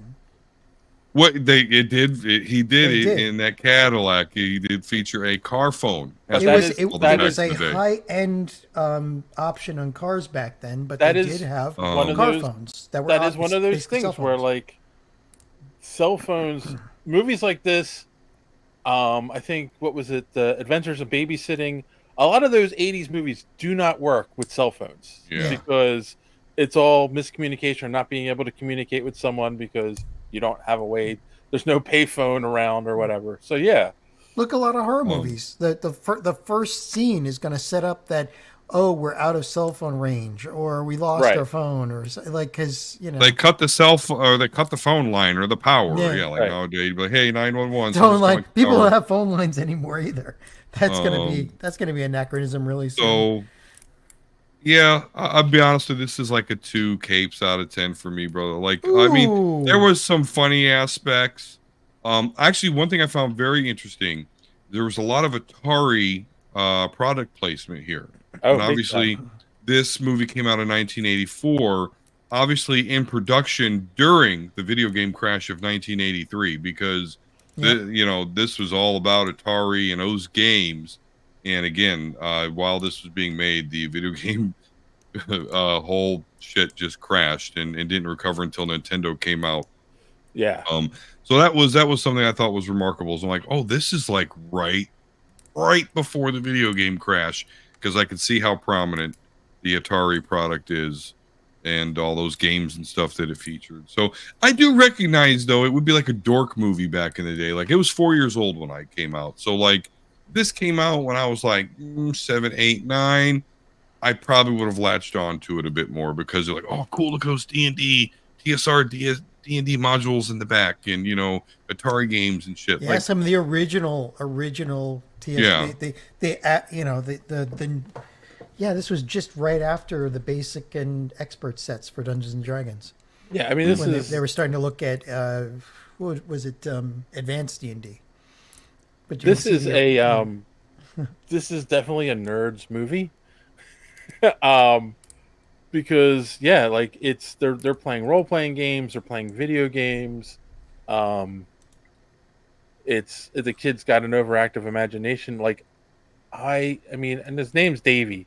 So like I identified with him, I think, so much. Well, no, I do, and I don't know if this is in a spoiler territory, so stop me. But the one thing that did strike me with this movie is how accurate it was with how like adults viewed video games and sword and sorcery shit back then. Like, I remember my parents saying like, boy, I wish you were into war games more. Like, it's that, and you see that in this movie where his dad's like, oh, why don't you play this, or play with your army, but as soon as you get into video games, Dungeons and Dragons, like, oh, that's bad. You got to play military stuff. That's what you should do. And I experienced that as a kid. So I was like, oh, okay, that was like an 80s thing. Yep. All right. Jack Flack. Yeah, apparently, Jack Flack. Thrawnkill remembers Jack Flack. So the funny thing is, like, especially murder coach. watching it now, and sometimes it sounds like they're saying Jack Black. I think that made it funny for me.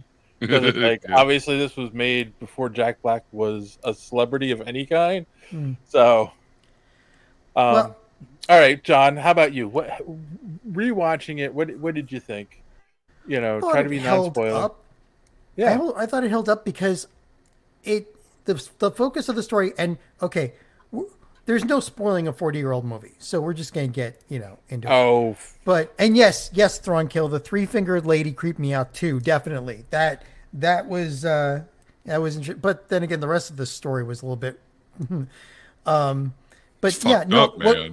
What got me is that it is a story of a kid who's growing out of his imagination, right? And with his imaginary friend, who it would have been that would have been a horror story these days. Who coaches him to murder people? This movie, yeah, well, like I said, it would have been a horror story these days. The story would have been a little bit different. No wonder. The guy did Child's Play, right? But Tom Holland, he also wrote Child's Play. Yeah. If you peel back the layers of this movie, there's a lot psychologically going on.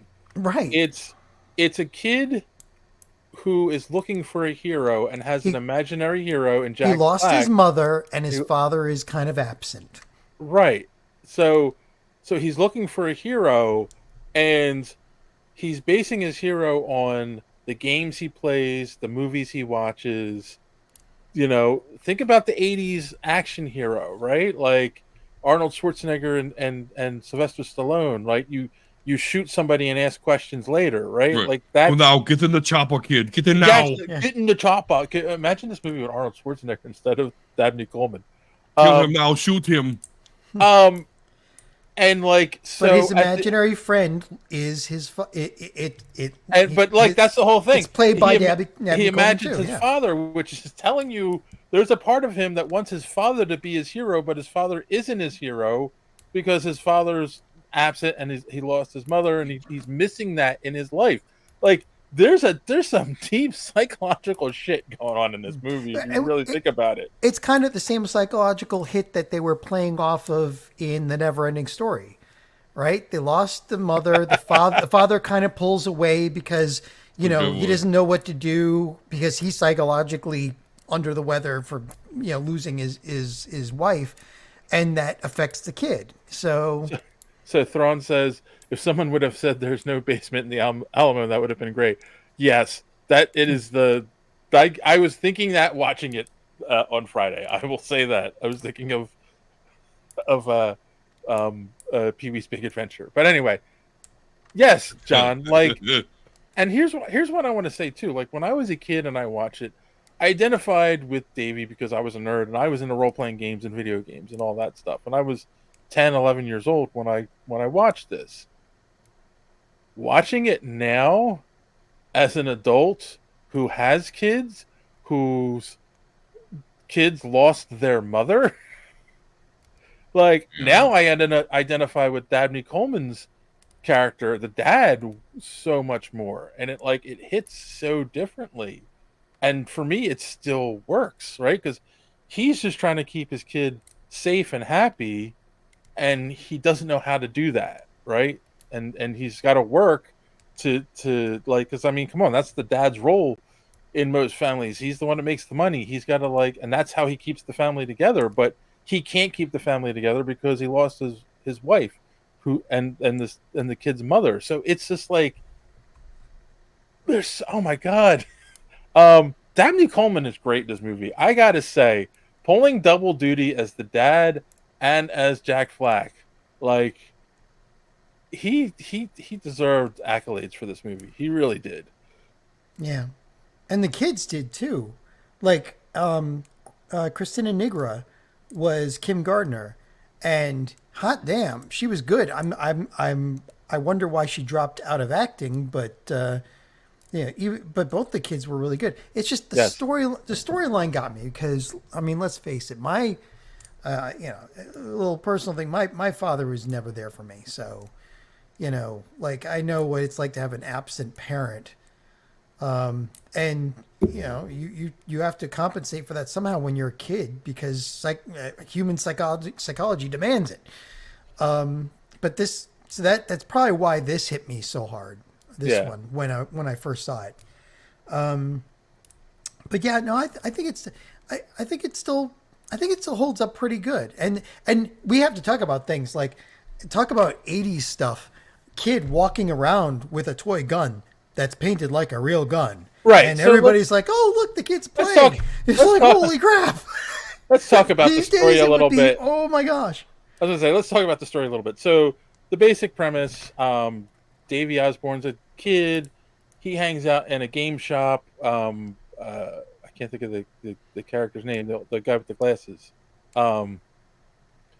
I'll find it. It's in here somewhere. He's the game store employee though that has befriended these two children. Right, and so they're hanging out. But I mean, the movie starts off with a fun little action sequence with Jack Flack as the spy, trying to like get the thing at the embassy, and then like Jack Flack, like at the end, he's about to be caught, and there's these two giant dice rolling down the street. And he floats up, and then it cuts to Davey playing the game, pulling the figure up, and you realize he's playing a role-playing game with his friend, and they're hanging out in this video game store, and the video game guy's like, "Oh, I got a real adventure for you. Go to this store where this video game company is, and get the instruction manual for some game or whatever. And while you're there, pick me up a Twinkie." Mm-hmm. So they go, and Davy's like, he wants to be a spy. So he's like, "Oh, I got my bag with my grenade," and they got their walkie-talkies, and he's got his gun with him, which is a water gun that he's got. You find out later it's got red dye in it, but it's a realistic water gun. Like, it looks like a gun. Like they used to sell before. Ladies and gentlemen, before they came out with the something tech, I can't think of the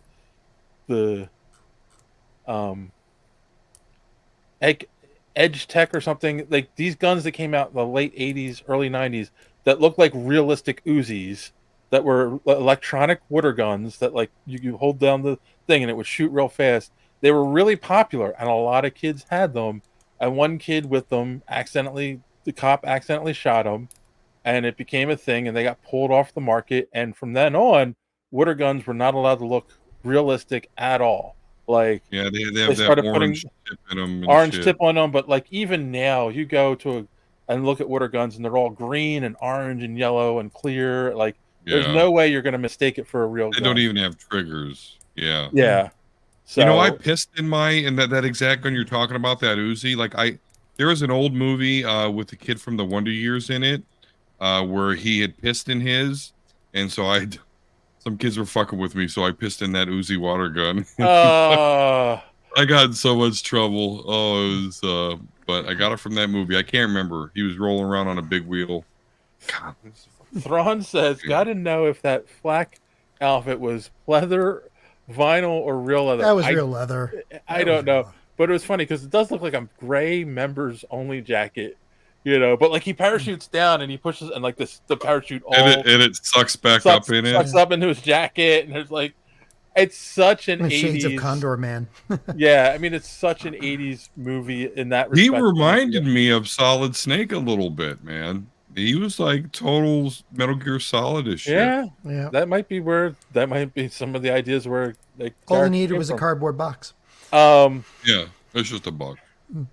So while they're at this building getting the thing, that's the first time he's running around and there's a security guard and the kid pulls out the gun, and like it's just like he's like, "Oh, it's just a kid being a kid." Where nowadays it'd be like, he's got a gun. They would lock down the place and call the FBI and SWAT. It's crazy, like how different the world is. So like, long story short, he says to his friend, like, "You take the elevator, I'm gonna take the stairs." He goes up the stairs, and he sees from this tech company, a guy is escaping. He's got a cartridge in his hand, and the bad guys shoot him.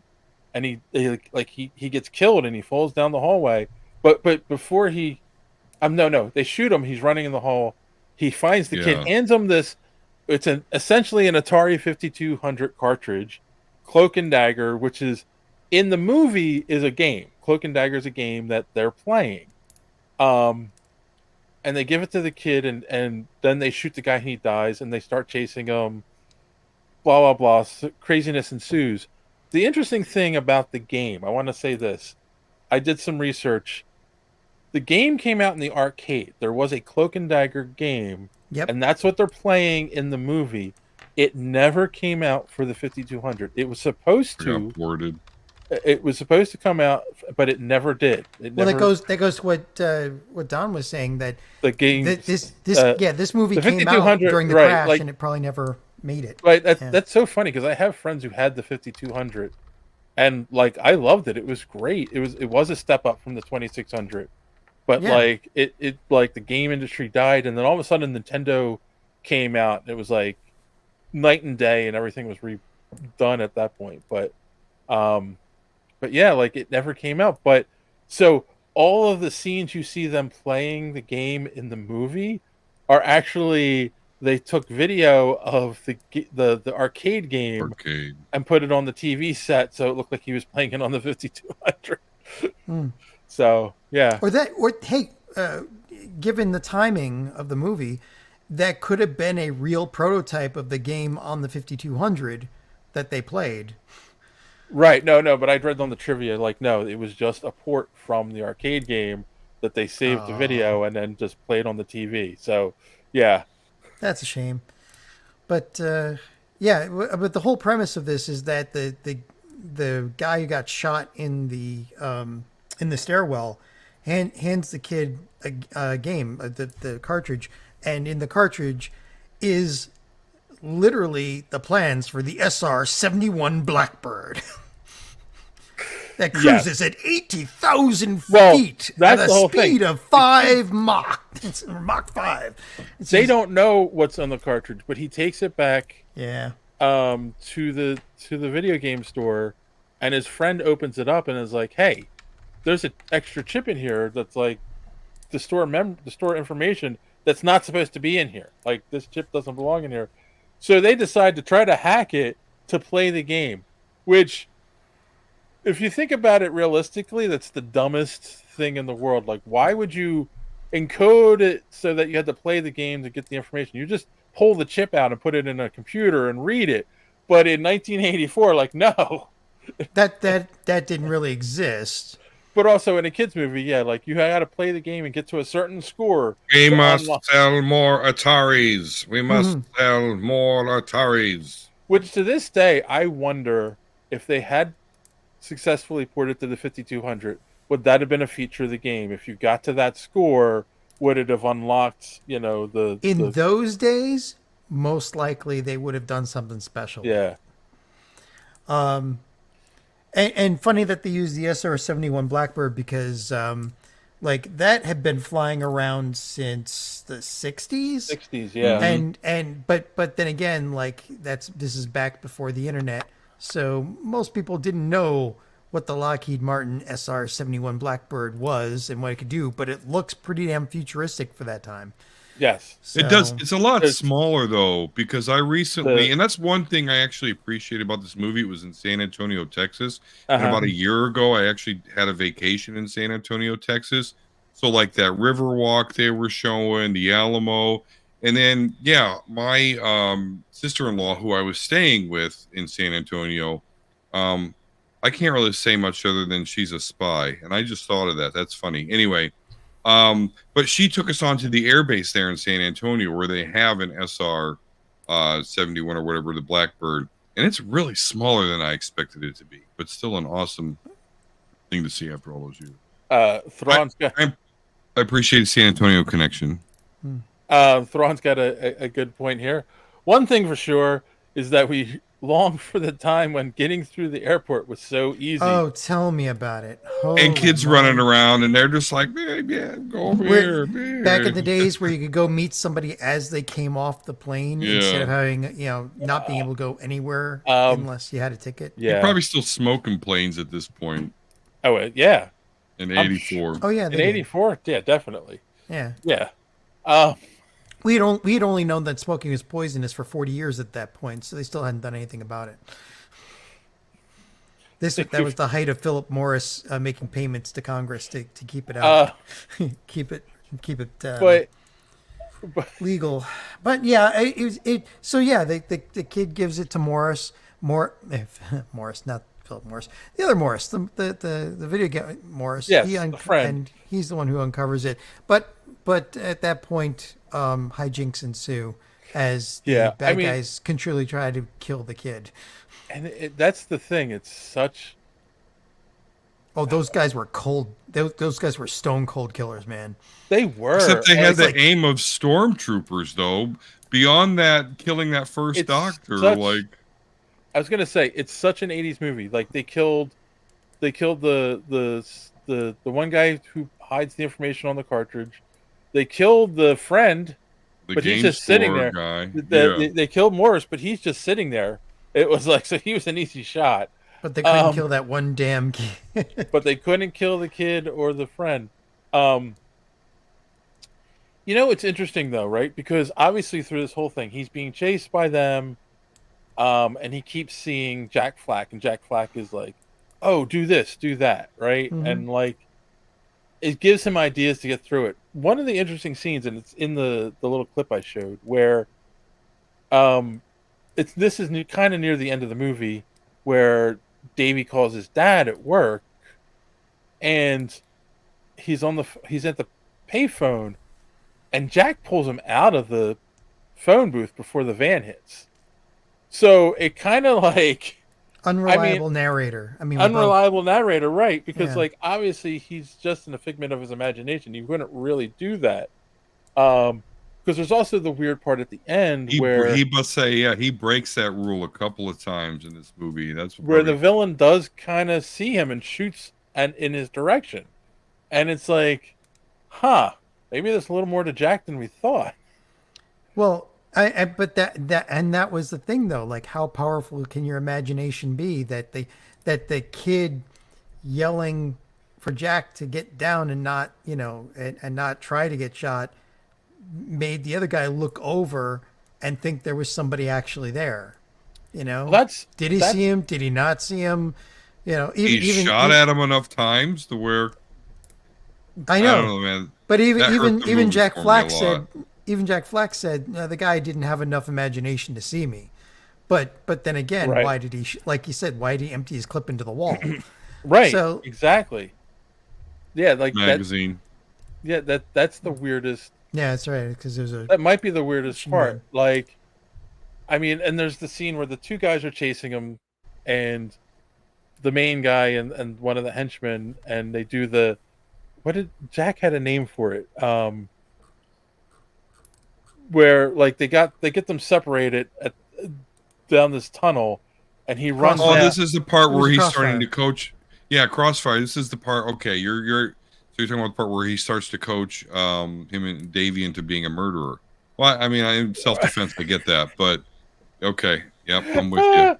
Oh my God. Well, when your best friend's about to be blown up, you're trying to save state secrets, and you're trying to survive yourself. This dude's imaginary friend is coaching him to killing people. Well, like I said, the guy who wrote this wrote Child's Play too. So here's the thing, and this is what I wanted to get at too, right? Like, first off, this is an '80s movie. That's part and parcel for '80s movies. Like, the bad guys get killed. Unfortunately, the problem is the hero is a kid in this movie, right? But how many times did they try to kill Davey before he started like doing stuff? I'm not saying it's not justifiable homicide. I'm not saying that. I'm just saying his imaginary head friend is coaching him to kill people successfully. That's all I'm saying. So Thrawn's making a great point here. All the '80s movies gave us a little bit of magic, and we just went with it. The Explorers is a great example, right? True. Like, a little bit of magic, a little bit of psychosis.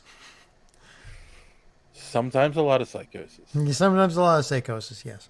This movie gets super dark at the end. That's just like Zack Snyder dark. Well, that's what I'm saying. Like So okay, Jack pulls him out of the phone booth, right? The guy's driving the van. He's trying to kill him. He crashes into the phone booth, but then crashes in the building, which kills him. Which And kills he dies. Hanson. Right. He dies. Exactly. People are dropping like flies in this movie. It was so kids. It's for kids. So the first thing you can say, that's... but I get where Don's going. But the first thing you can say about that is that he had nothing. All he did was jump out of the way. The guy was trying to kill him. You know, Agreed. The crossfire thing again.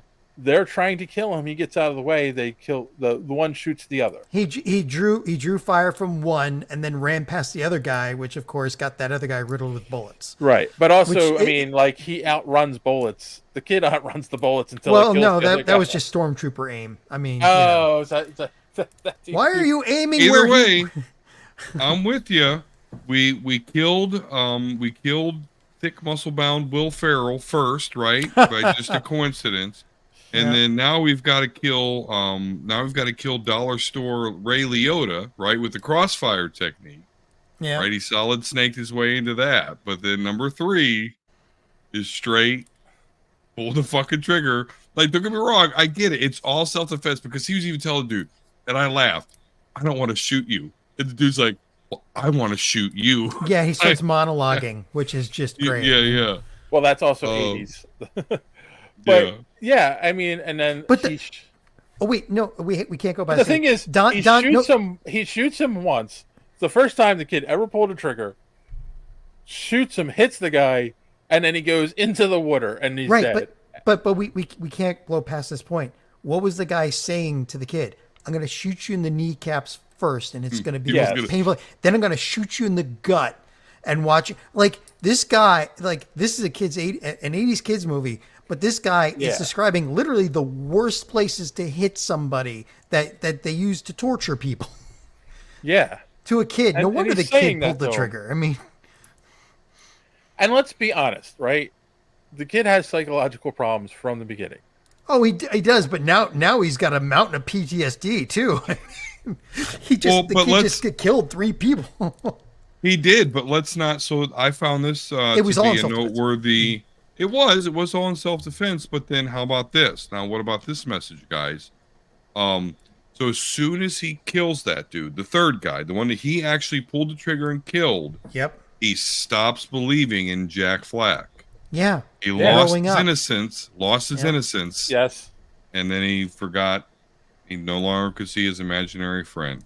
Exactly. And that's another one of those layers. Like, there are a lot of weird psychological layers in this movie, and that is one of them. Like, he loses his innocence because he kills someone in self-defense, and because he loses his innocence, he no longer sees his imaginary friend. And it made me feel sad at that point, because losing that spark of imagination when you're a kid, like, you don't really understand at the time what's going on because you're growing up, your brain's rewiring itself, you're getting to the point of sentience where you're like, you know, you're starting to understand the difference between reality and fake and that sort of thing. But like, that's the point in your life where most people hit existential dread and all this other horrible stuff, you know, learning that their parents aren't the gods that they think they are, and the parents don't know everything. There's so many different hits at that point, and it's sad to see somebody actually. It made me feel sad to watch somebody actually go through that. And this is when I understood this at the time, because I'd just been through that myself, you know, before I saw this movie. So, but here's the thing, right? That's also the message of the movie. You just kind of hit on, and your personal feelings aside, because I know some of the issues that you talk about, but that's also the point of the movie. He loses his imaginary hero, but the movie ends up being, well, his father was his real hero. His father saves his life. Well, finally steps up and becomes his real hero. But right. Because he somehow mutated into an indestructible person. Go on. Well, come on. After the father finally realizes, oh, the kid isn't lying. It took the kid almost dying for the father to start to step up and believe his kid. I mean, wasn't the only movie Thrawn killed? The only movie I remember called The Quest had Rob Van Dam, Jean-Claude Van Damme in it. Yeah. It was a fighting tournament movie? I'm not quite sure what you're referencing. Let's see. That was in I had his 1996. IMDb up. I actually went to the movie theater to see that piece of shit. I was on a date. Well, it was Van Damme, and that was towards the end of his. All the piece of shit movies I saw were because I went on dates. Oh, are you? I think he's talking about 2022. Oh, okay.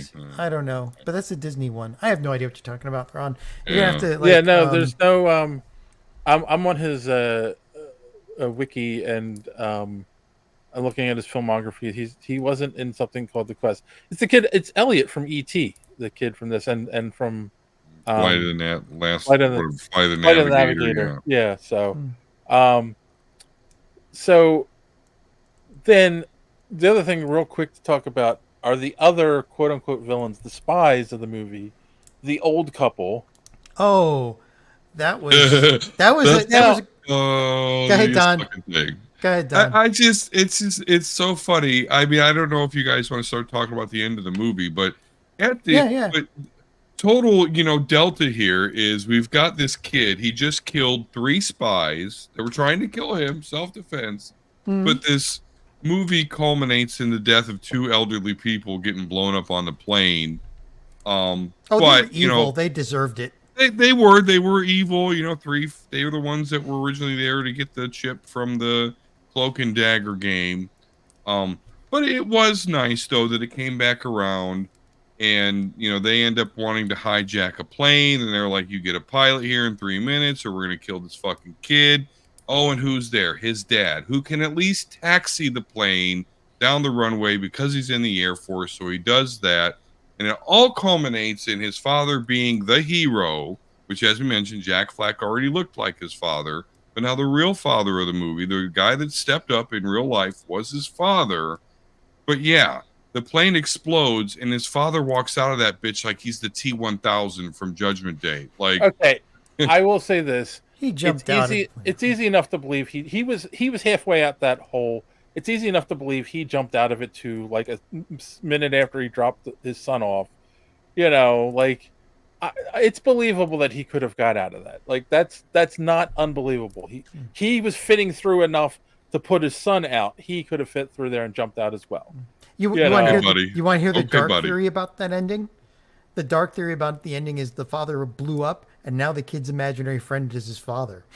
Oh shit! There we go. That makes more sense than anything, Dave. That's the dark theory of the ending. So now his dad can coach not the one that I choose to believe in. Yeah. That's how your brain works, there, John. Come on, let's be honest. But okay, I don't know if. I can't remember if I saw it when I was a kid. Me and John are the same milk. We don't know what it's like father, hero, step up. Yeah, that's foreign to us. That's not. Well, I'm sorry, your childhood sucked. They got my adulthood fucking rules, but yeah. But what I was gonna say is, my adulthood. Sorry, John. Sucked, so there you go. 1986, The Quest. Got it, Thronkill. Sorry, it took me a while. I can't. Let's see. What did he say? There was a monster in the lake, and it turned to be an old piece of machinery. Sorry. Right. Yeah. It was 1986. It was called The Quest. It had Henry Thomas in it, the guy who played. Okay. Right. Same kid. He played Davey. Wiki, and he also played Cody in this movie, The Quest. All right. I don't know if I saw it when I was a kid, and probably not. But as soon as they showed up on the boat, I'm like, oh, these are the spies that are looking for the thing. Like, they were the only other people that had lines. Like, it's so funny because it's so 80s. So well, when you see it when you're young, you're kind of like, oh, finally somebody who has noticed these 2 pedophiles that are constantly creeping up on this kid. Of course, it's the evil lady, though. But yeah, I know. It's at the end. No one when noticed. You realize it. It's like, you got to be kidding me. They're fucking shooting at kids in front of bystanders, and nobody's doing shit. Like, it's the guy crazy. pulled his gun out, and like they were on the public park, and the kid's running down the steps, and he shoots the gun. And nobody in the boat noticed them constantly looking at the kid while one pulled out a knife. a switchblade. I mean, it's also one of the. I mean, it is Texas and everything, but come on, True. I still feel It is one of those like action movie tropes that they put a silencer on, but a silencer doesn't really make it done completely quiet. No. Yeah. So, never trust fresh baked cookies and sweet tea again. Could lead to diabetes. Diabetes. Diabetes. So like he runs into them on the boat, and then shenanigans. He ends up at the Alamo, and they happen to be there, and I'm like, that's when it's like, oh yeah, they're the bad guys. Like it's so obvious. It should be obvious to everybody around. Like, those two either want to fuck or kill those kids, both of which not acceptable, and they should be intervened. Yeah, but nobody noticed. But it was the 80s, so nobody gave a fuck about kids, so it's kind of believable. Both unacceptable. I mean, yeah, they wouldn't believe kids, right? Yeah, because especially they when they're sitting there, and it's like, do you know anything about these spies? It's like, oh no, just the one is only has 3 fingers, and she starts pulling her glove off, and it was like, would you make it any more obvious? Like, oh my god. Don taking a stand for children. Right. Yes. Officially, I am against fucking and killing children. Could write that down. Put it in. Yes.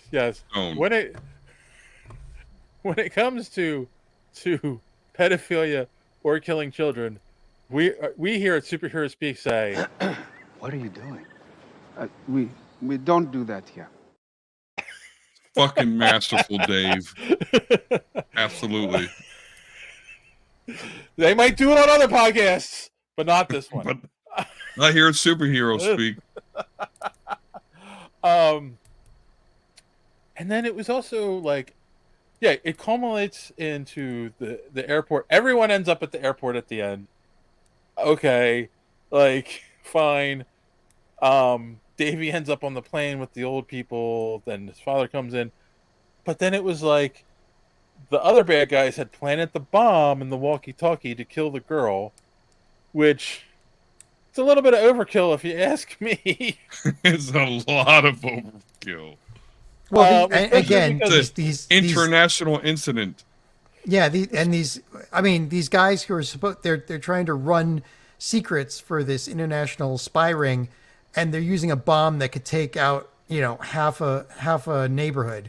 Obviously, to get a little girl.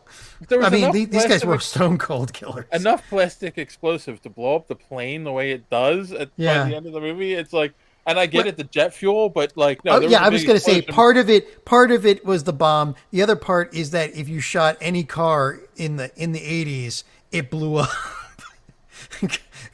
No matter where you shot it, it blew up. One hit.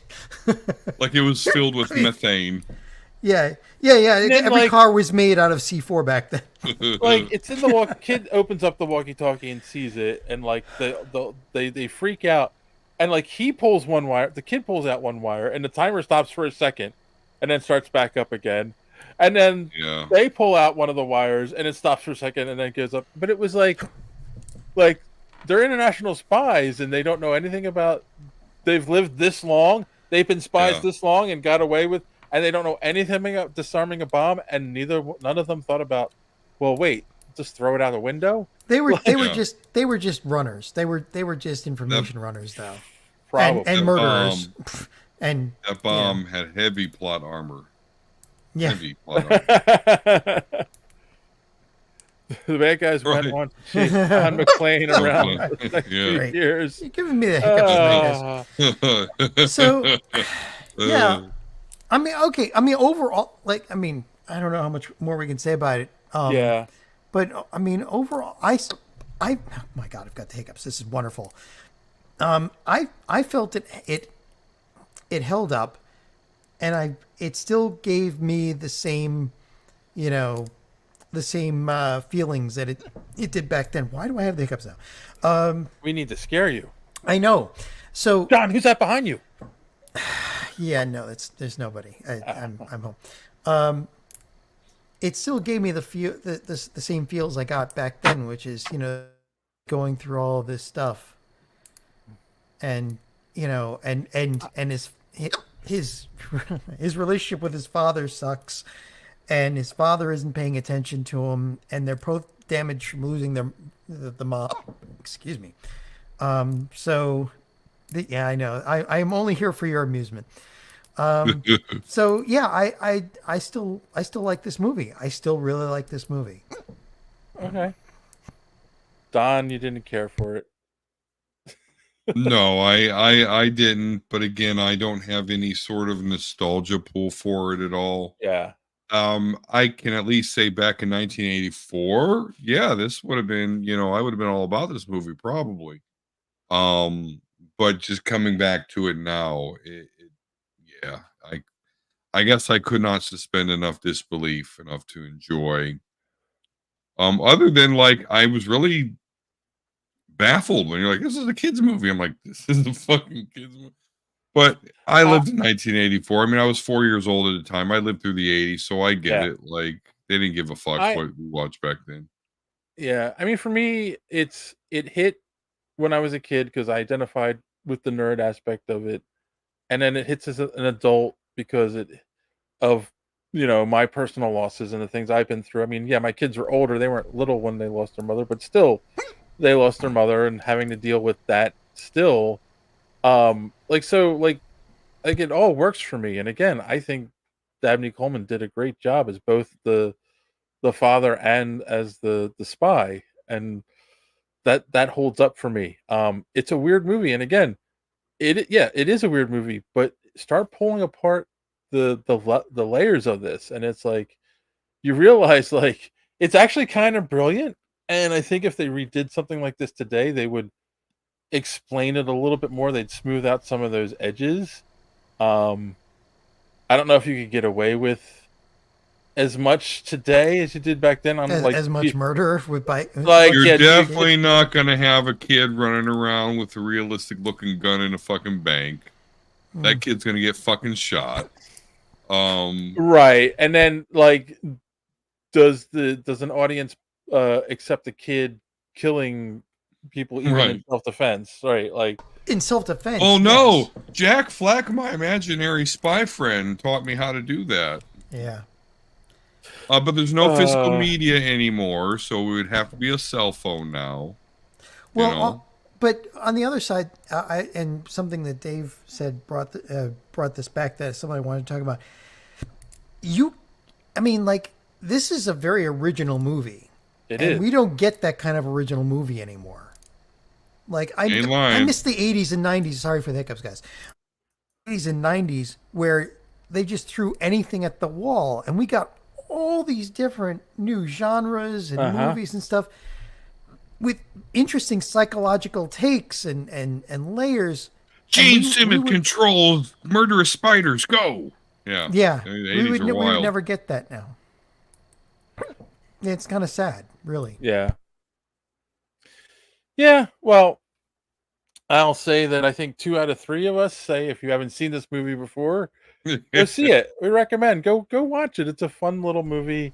And yeah, like it's a thumbs up, I think, from 2 of us. Don has no heart. I mean, maybe if you get high and watch it, if you maybe smoke some dope and watch it, just to take yourself back to 1984, where everyone has ornate ashtrays and oh god, murder is more acceptable. I guess I don't know. Thrawn gives it a thumbs up as well. So there you go. And just remember, it's about a kid looking for his hero.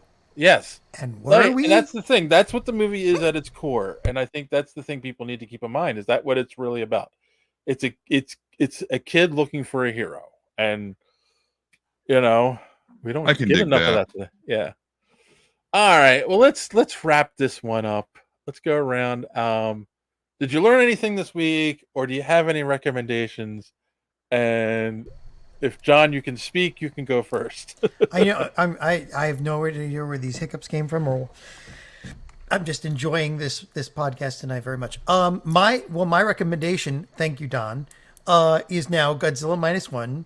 if you don't have Netflix, I am now telling you to at least buy the next month of Netflix, because Godzilla Minus One all on its own is completely worth it. Of course, while you're there, I'll give you a recommendation of an anime, Komi Can't Communicate, which is a very beautiful slice of life anime that will take your mind away from all the badness of, what's going on in the world. And it's just it's just a beautiful story, I think. And then, it depends on what you like, the beautiful story and then the giant radioactive lizard killing people. But it's up to you on which order you watch this. But Godzilla Minus One has a beautiful story in it. It does, which is why that movie is so good, because it's not just, it is the best Godzilla movie yet, because you care about the humans. They're not just running around the feet of Godzilla while everything's happening. They're not just Godzilla fodder. Yeah. So, this Godzilla movie is just, I can't recommend it anymore. John, this is for you. I recommend Babylon 5 on my first viewing of it. Babylon 5 is a masterpiece that was almost killed after the season, and then after the fourth season, and was it Straczynski? We've talked about J. Michael Straczynski wrote it. Had the plan for a 5-year story, and probably wrote one of the best sci-fi ballads of all time, and was able to get it through two different transfers to different networks to get it finished. Oh my God! If you can't tell, it's one of John's favorite shows. It is. All right. It is. But hands down. Don, I can't hear you. Are you muted? I am. What I'd like to learn, but I'm not going to ask him since he's got the hiccups, is what the fuck is a senior? Oh, I can't see it. I'm sorry. Get that comment down. There we go. Sorry. Senior Avaritia Desenium Fabula Archaeologist. So I'd if like anybody to knows learn what that if is. anybody watching knows Latin, and No one knows. That's history, a dead language, sir. My daughter does, but she's not watching. The 80s was known as the decade of greed. Hence, Avaritia Decenium. Fabula, meaning a play or theater, archaeologist. So the Decade of Greed movie archaeologist. All right, very good. Decade of Greed was 80s, so. And if I had not asked for that, it would just have sat there. If I had not asked for that, my brain would still be working right now. So I respect your game, John. Recommendations? Yeah, I actually recommend you go back and check out my podcast, the one that I host. Yeah, Level definitely. Nerds. Yep. Because there's no show until Tuesday. Because there's been a couple weeks with no show. We've talked about some. I mentioned the lawsuit here brought on by a Cleveland mother of the video game industry. She's suing Sony, Microsoft, EA Sports. It's pretty crazy. And then the previous week before that, we talked about how we're kind of experiencing the video game crash 2.0. So check that stuff out. I think we had some interesting stuff going on there. Omega Level Nerds on YouTube. Cool. I learned that 6 years in age difference can make a big difference in the fact that, like, Don didn't see this because he was only 4, where I was 10, and so it made sense. And I was older. Well, you were 50. We know. Oh, shit. Early 80s was great. Pre-AIDS, mid-cake, fueled times. Pre-AIDS. Yeah, there was. Well, I'll tell you, Thronkill. There's our memories tend to remember the better stuff we can. So let's not forget. I think it was 1984. Someone beginning of the crack epidemic. No, where we all were in school and the Challenger. We got to watch the Challenger blow up live, and then all of our teachers just turned the TV off and went, "All right, let's go back to school now. Let's get back to our lessons now," because they had no idea how to I'm handle. telling you, if you were an '80s kid, man, we're some grizzled motherfuckers. Like, no wonder we're having a hard time connecting with today's people that can't. Do not mess with Gen X. We crazy. Yeah. We said, "Mommy, the smoke, it's too much to handle," and our mother said, "Shut the fuck up." So anyway, I will recommend, first off, that you go to superheroespeak.com, where you can find the podcast every week. Links to all our social media at the top of the page. Comic book reviews by our good friend Chris, and some old ones from Don. And I actually just put a couple up this week that I had been sitting on. Sorry, Chris. So definitely go check those out. Also, if you've gotten this far in the show and you haven't done so yet, please click the subscribe button, click the bell for notifications so you don't miss us when we go live on Sunday nights or any of our other great content we put out during the week. Please smash that like button. It helps with the algorithm and really gets our name out there. And also, I am going to recommend that you watch The Alkalite on Disney Plus. The first 2 episodes are coming out this week, and we will definitely be talking about that next week. Something else, I'm sure, as well, because it's only going to be the first 2 episodes. But we should talk about My Adventures of Superman too. With Superman too. That's the second season. I didn't know you were having adventures with Superman, John. I'm you know what I'm talking about. We'll probably talk about that as well. So you'll have all that to look forward to next week, boys and girls. So thanks for watching. And as always, don't let your cape get caught in the door. See you. Have a good week.